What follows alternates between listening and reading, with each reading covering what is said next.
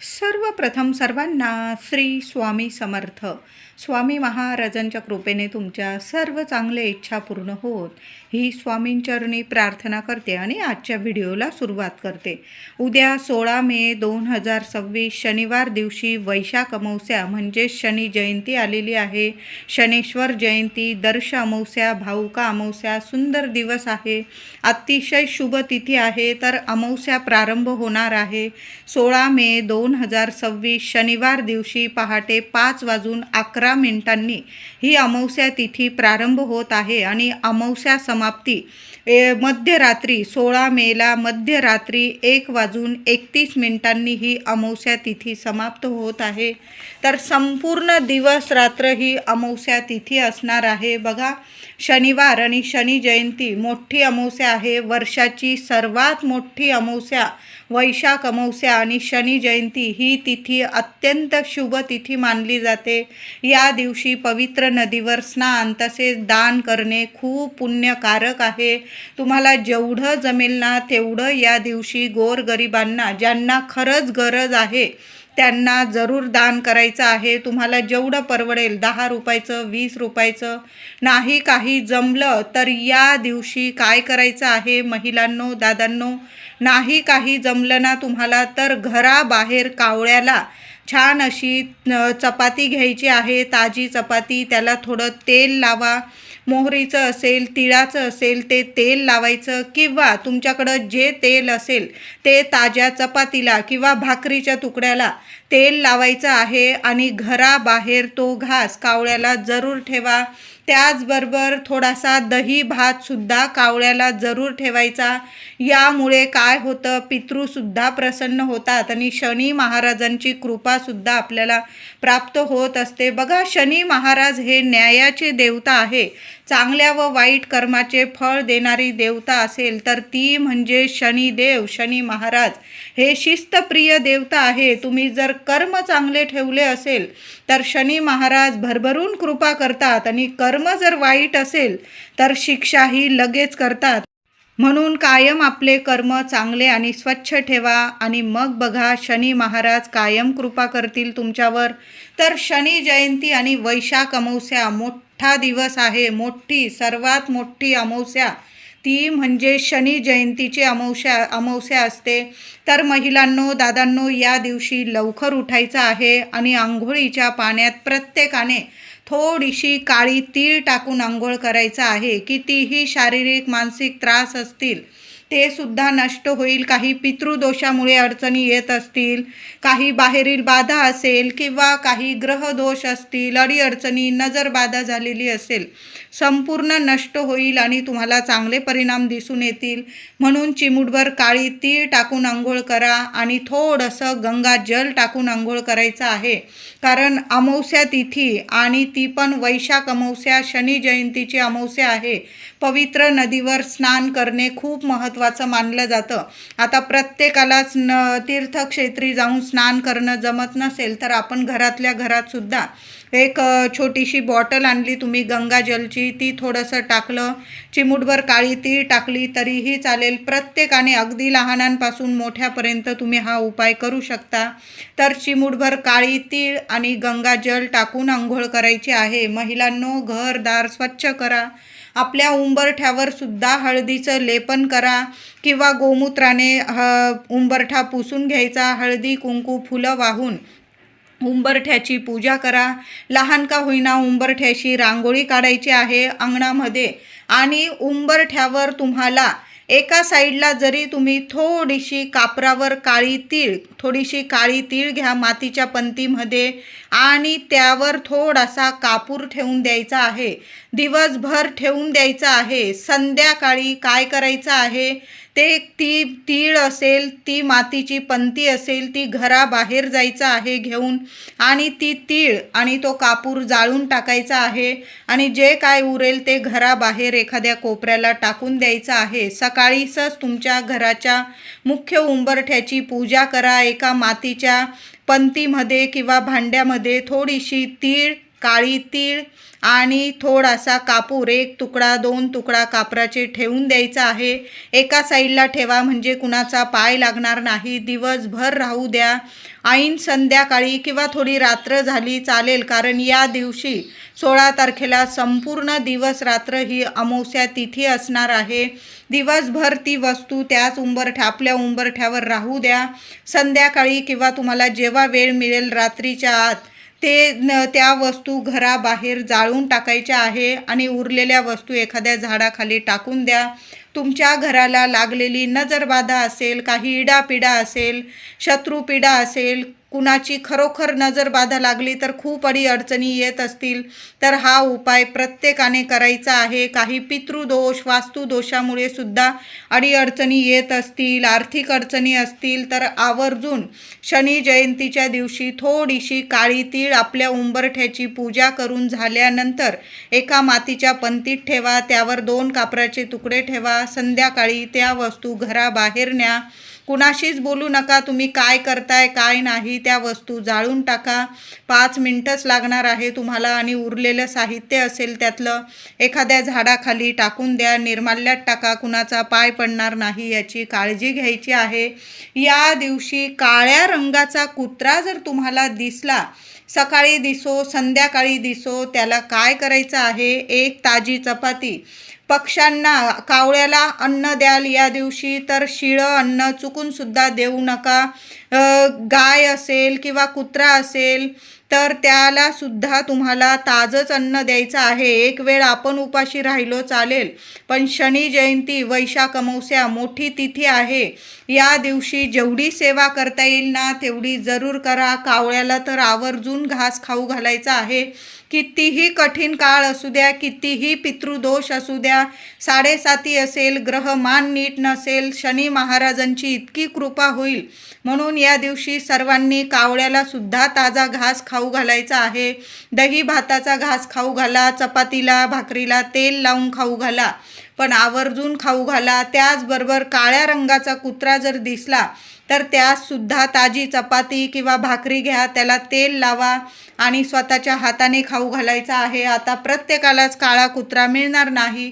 जो कुत्रा तुमच्या जवळ असेल, तुम्हाला मिळेल तिथं त्या कुत्र्याला ताजी चपाती, ताजं भाकरी किंवा बिस्किट वगैरे तुम्ही खाऊ घालू शकता. आनंदाने मनापासून ही सेवा करायची आहे. गाय दिसली तर गाईला सुद्धा ताजी चपाती, तूप गूळ लावून खाऊ घालायचं आहे. गाईला चपाती खाऊ घालताना तेल लावू नका. गाईला जी चपाती द्याल ना तिला तूप आणि गूळ लावून खाऊ घालायची आहे. कुत्र्याला आणि कावळ्याला जेव्हा चपाती खाऊ घालाल तेव्हा त्यास तुम्हाला तेल लावायचं आहे. कळालं असेल सर्वांना. या दिवशी शनी जयंतीच्या दिवशी आपल्याला प्रत्येकाला शनी मंदिरात जायचं आहे. काही ठिकाणी शनी मंदिरात महिलांना प्रवेश असतो, काही ठिकाणी नाही. बऱ्याच ठिकाणी नाही महिलांना प्रवेश दिला जात. तर माझे दादा जेव्हा मंदिरात जाताना रुईची माळ 5 पानांची, 11 पानांची रुईची माळ जरूर घेऊन जा. तेल घेऊन जायचं आहे. उडदाचे काळ्या उडदाचे दाणे 21 घेऊन जा किंवा मुठभर घेऊन गेले तुम्ही तरीही चालेल. काही ठिकाणी परंपरेनुसार महिला शनी मंदिरात जात नाही, तर मग घरातील पुरुष मंडळींनी जरी या दिवशी सेवा केली तरीही चालेल. 7.5 आहे, अडचणी आहे, दुःख आहे, पीडा आहे, आजारपण आहे, त्यांनी शनी जयंतीला एका पंतीत तेल घ्यायचं आहे. कळालं असेल. ज्यांना खूप त्रास आहे त्यांनी काय करायचं, एका मातीच्या पंतीत किंवा वाटीत तेल घ्यायचं आहे आणि तुमचा चेहरा त्या तेलात निरखून बघायचा आहे. 1 टक, अगदी 2 मिनटं बघितलं ना चालेल, पण तुम्हाला जो त्रास आहे, दुःख आहे, पीडा आहे, त्या तेलात तुमचा चेहरा बघताना तुम्हाला 1 टक तुमच्या मनात ते विचार आणायचे आहे. शनी महाराजांना प्रार्थना करायची आहे की मला सर्व इडे-पिडेतून, अडचणीतून, दुःखातून, पीडेतून मुक्त करा आणि माझ्यावर कृपा करा, असं तुम्हाला बोलून घ्यायचं आहे. आणि त्या व्यक्तीने ते तेल शनी मंदिरात जाऊन, जी मोठी पंती असते, दिवा असतो, त्यात ते तेल टाकून द्यायचं आहे. आता शनी मंदिर नसेल तर मग तुम्ही मारुती मंदिरात, हनुमान मंदिरात जरी जाऊन ते तेल टाकून आला, चेहरा बघितलेलं, ज्या व्यक्तीला त्रास आहे त्या व्यक्तीने स्वतः तेलामध्ये चेहरा स्वतःचा बघायचा आहे आणि ते तेल तुम्ही शनी मंदिराच्या मोठ्या दिव्यामध्ये, मारुती मंदिराच्या दिव्यामध्ये किंवा हनुमान मंदिराच्या दिव्यामध्ये टाकून यायचं आहे. देवांच्या चरणी टाकू नका. त्या दिव्यामध्ये तुम्हाला ते तेल टाकायचं आहे. त्याचबरोबर जो आपण शनी मंदिरात जाताना जे साहित्य नेणार आहोत, देवांना फुलांची माळ, रुईची माळ अर्पण करा, थोडं तेल अर्पण करा, मूठभर काळे उडदाचे दाणे किंवा तुम्ही मोजून घेतलेले असतील 11-21 उडदाचे दाणे ते अर्पण करायचं आहे. एखादा दिवा लावता आला शनी मंदिरात एखाद्या कोपऱ्याला तर आवर्जून लावा. तिळाच्या तेलाचा, मोहरीच्या तेलाचा दुहेरी वाट टाका. मातीची पंती जरी घेऊन गेलात तरीही चालेल. माझ्या दादांनी बरोबर जाताना या वस्तू आठवणीने घेऊन जा. वर्षातला मोठा दिवस आहे शनी महाराजांची. आपण सेवा करताना डोळ्यात डोळे घालून बघू नका. शनी महाराजांचं दर्शन घेताना कधी पण शनी महाराजांचं चरणाचं दर्शन घ्यायचं आहे तुम्हाला. डोळ्यात डोळे घालू नका. फक्त शांततेत जायचं आहे. तिथं मनापासून देवांना प्रार्थना करायची आहे. या सर्व गोष्टी करताना कधी पण याच दिवशी नाही तर कधी पण आपलं कर्म चांगलं ठेवायचं आहे. कर्म जर चांगलं असेल तर शनी महाराजांची भरभरून कृपा होते आणि एकदा का शनी महाराजांची कृपा झाली की या जगात तरी आपल्याला कधीच कशाला कमी पडत नाही आणि कधीच कोणता शत्रू आपल्याला त्रास देऊ शकत नाही. शनी महाराज आहे, न्यायाचे देवता आहे. आज तुम्हाला कोणी रडवत असेल ना तर उद्या त्याच्यावर सुद्धा रडायची पाळी येणार आहे. एवढं मात्र नक्की लक्षात ठेवा आणि आपलं कर्म चांगलं ठेवायचं आहे. मग बघा शनी महाराज सोन्यासारखे दिवस देतील तुम्हाला. शनी जयंतीला कुणाला काळं ब्लँकेट किंवा छत्री, चप्पल असं दान करता आलं काळ्या रंगाचं तर आवर्जून दान करा किंवा काळ्या रंगाचे तुम्ही कपडे दान करू शकता. तुम्हाला जर खूप त्रास आहे तर काय करायचं, सकाळीच तुम्ही काळ्या रंगाचे कपडे घालून घ्यायचे आहे आणि संध्याकाळी ते कपडे तुम्ही एखाद्या गरीबाला दान करू शकता. तुम्हाला जर पटत असेल या गोष्टी तर म्हणते, नाही तर तुम्ही सरळ नवे कपडे घ्या आणि कुणाला गरीबाला दान करता आलं. बघा उन्हाळा चालू आहे, चप्पल, छत्री, टोपी वगैरे असं एखाद्या गरीबाला तुम्ही दान धर्म करू शकता. आपल्याला जेवढं परवडेल तेवढंच, नाही तर आपण जेवढी सेवा करताय ना तेवढी मनापासून करायची आहे. शनी जयंती आणि वैशाख अमावस्येला सकाळीच पिंपळाच्या झाडाची सेवा करायची आहे. संध्याकाळपर्यंत सुद्धा करू शकता. पिंपळाच्या झाडाखाली जायचं आहे. बरोबर जाताना पाणी बरोबर घेऊन जा. पाण्यामध्ये चमचाभर दूध आणि चिमूटभर साखर टाकून न्यायची आहे. बरोबर जाताना एक दुहेरी वातीचा दिवा सुद्धा बरोबर घेऊन जा. या दिवशी तेलाचाच दिवा तुम्हाला पिंपळाखाली लावायचा आहे. जे तेल असेल तुमच्याकडं, मोहरीचं, तिळाचं किंवा जे असेल देवांच्या दिव्यांसाठी वापरतात ते तेल त्या दिव्यात टाकून घेऊन जा. पिंपळाच्या झाडाखाली जायचं.